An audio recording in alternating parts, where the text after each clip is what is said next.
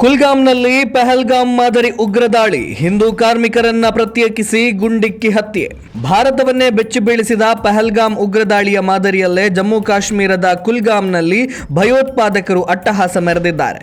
ಪಹಲ್ಗಾಮ್ ಉಗ್ರ ದಾಳಿಯಲ್ಲಿ ಹಿಂದೂ ಪ್ರವಾಸಿಗರನ್ನ ಗುರಿಯಾಗಿಸಿ ಗುಂಡಿನ ದಾಳಿ ನಡೆಸಲಾಗಿತ್ತು. ಪ್ರವಾಸಿಗರ ಧರ್ಮ ಕೇಳಿ ಬರೇ ಹಿಂದೂಗಳ ಮೇಲೆ ಉಗ್ರರು ಗುಂಡು ಹಾರಿಸಿದ್ರು. ಮತ್ತದೇ ರೀತಿಯ ದಾಳಿಯೊಂದು ನಡೆದಿರೋದು ಆತಂಕವನ್ನ ಮೂಡಿಸಿದೆ. ಜಮ್ಮು ಕಾಶ್ಮೀರದ ಕುಲ್ಗಾಮ್ನಲ್ಲಿ ಇಟ್ಟಿಗೆ ಕಾರ್ಖಾನೆಯೊಂದರಲ್ಲಿ ಕೆಲಸ ಮಾಡುತ್ತಾ ಇದ್ದ ಛತ್ತೀಸ್ಗಢ ಮೂಲದ ವಲಸೆ ಕಾರ್ಮಿಕರನ್ನ ಗುರಿಯಾಗಿಸಿಕೊಂಡು ಉಗ್ರರು ದಾಳಿ ನಡೆಸಿದ್ದಾರೆ.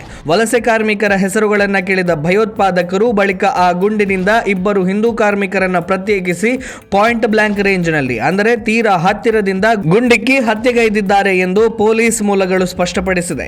ದಾಳಿಯಲ್ಲಿ ಗಂಭೀರವಾಗಿ ಗಾಯಗೊಂಡಿದ್ದ ಭೂಪೇಂದರ್ ದೀಪಕ್ ರಾಯ್ ಆಸ್ಪತ್ರೆಗೆ ತಲುಪುವಷ್ಟರಲ್ಲಿ ಮೃತಪಟ್ಟಿದ್ದಾರೆ. ಇಟ್ಟಿಗೆ ಕಾರ್ಖಾನೆಯಲ್ಲಿ 10 ಹೊರ ರಾಜ್ಯದ ಕಾರ್ಮಿಕರು ಕೆಲಸ ಮಾಡುತ್ತಾ ಇದ್ದು, ಮೃತರಾದ ಇಬ್ಬರು ಸಂತ್ರಸ್ತರಷ್ಟೇ ಹಿಂದೂಗಳಾಗಿದ್ರು ಎನ್ನಲಾಗಿದೆ. ಧಾರ್ಮಿಕ ಮತಾಂಧತೆಯಿಂದಲೇ ದಾಳಿ ನಡೆದಿರುವುದು ಅನ್ನೋದು ಸ್ಪಷ್ಟವಾಗ್ತಾ ಇದೆ.